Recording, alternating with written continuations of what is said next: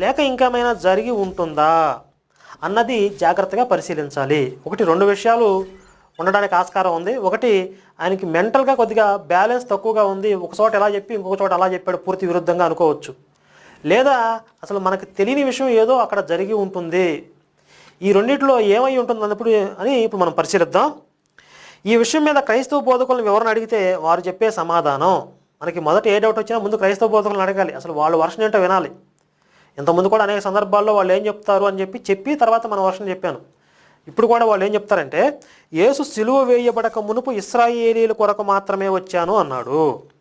సిలువ వేయబడి మరణించి తిరిగి లేచిన తర్వాత మాత్రం సర్వలోకంలో ఉన్న సర్వ సృష్టికి సువార్త ప్రకటించమన్నాడు అని ఏదేదో చెప్తారు.